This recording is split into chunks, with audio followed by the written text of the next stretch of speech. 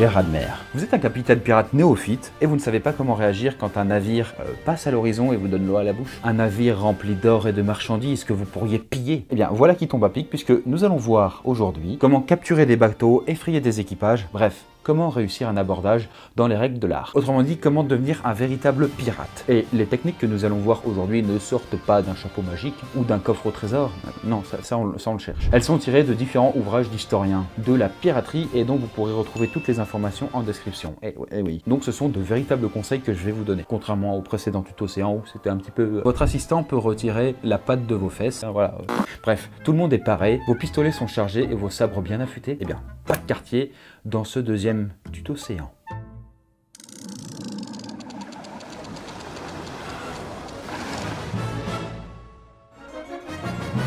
La ruse. Après des jours en mer, vous voyez enfin au loin, dans votre lorgnette, un beau galion qui pue la fortune. Par contre, il est bien plus gros que votre modeste brigantin. Et même si l'appel de l'or est fort, il est sans doute armé jusqu'aux dents. Ne foncez donc pas tête baissée. Une attaque de front face à un tel navire endommagerait sûrement et certainement votre propre navire. Et votre équipage dans la foulée. N'attaquez donc frontalement que lorsque vous y êtes contraint. Et gardez à l'esprit qu'un bon pirate est un pirate malin. Et donc voici quelques ruses pouvant vous éviter de gaspiller vos forces dans un combat superflu. Premièrement, tentez une attaque nocturne. Votre bateau et votre pavillon se voient moins dans la nuit, surtout si vous éteignez les lumières de bord.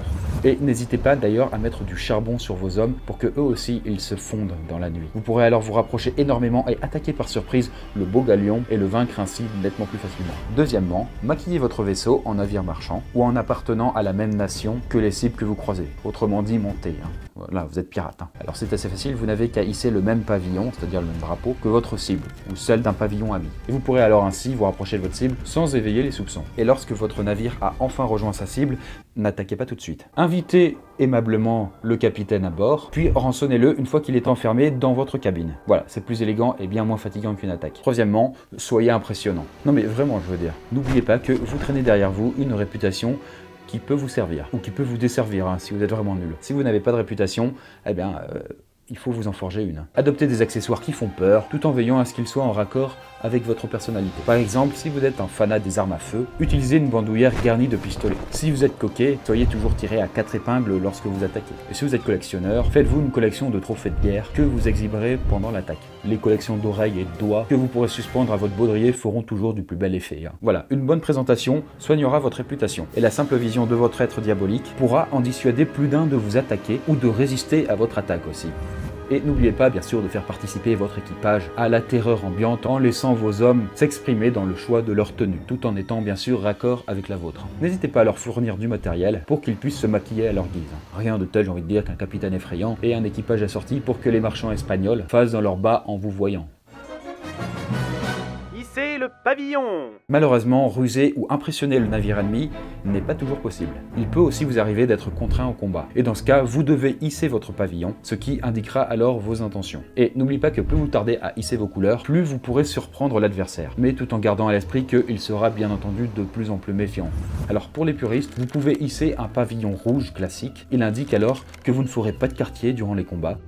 Donc bon, qu'il n'y aura aucun prisonnier pour vous. Et quant aux amateurs de bon goût et de raffinement, ils pourront de leur côté hisser un pavillon de leur choix. L'impératif toutefois est quand même d'avoir un fond noir. Libre à vous ensuite d'y mettre ce que vous voulez. Notez quand même que le crâne et le tibia ne sont pas forcément obligatoires pour faire un beau pavillon de pirate. D'ailleurs, ce cher Barbe Noire avait lui-même un petit cœur sur son drapeau.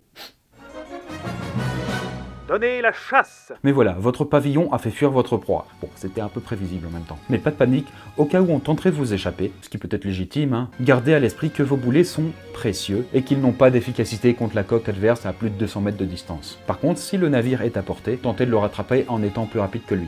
Et lorsque vous arrivez à portée, visez plutôt la mâture ou la voilure afin de le ralentir, voire même de l'immobiliser. Donc si vous réussissez à déchirer ses voiles, eh bien le vent ne pourra pas le porter aussi bien, et donc il ne pourra pas avancer. Et n'oubliez pas que les boulets chaînés, c'est-à-dire deux boulets reliés entre eux par une chaîne, peuvent s'avérer très efficaces pour déchirer les voiles ou rompre les cordages.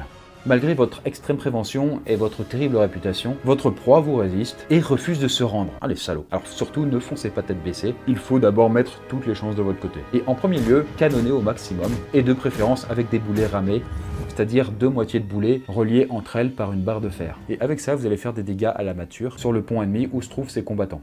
Alors par contre, ne visez pas la coque, puisque si vous tirez bêtement dedans, vous risquez d'abîmer votre butin, voire pire, de le faire couler. Et en vous approchant, évitez autant que possible les flancs du navire ennemi, puisque c'est là que se trouve le gros de ses pièces d'artillerie. Et vous n'avez bien entendu pas envie de vous faire défoncer. Arrivez donc de préférence par la poupe ou par la proue, et dès que le navire est à portée, envoyez vos grappins pour le haler, l'amener jusqu'à vous.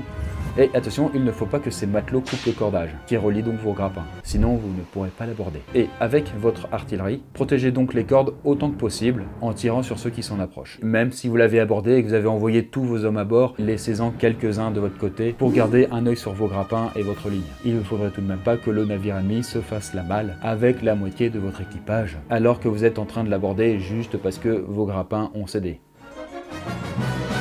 À l'attaque! Lors de l'abordage, votre équipage doit être fin prêt à en découdre. Et pour motiver vos hommes, vous pouvez leur accorder une petite rasade de rhum avant l'attaque. Alors pas plus, sinon ils risquent d'être ivres et donc vulnérables.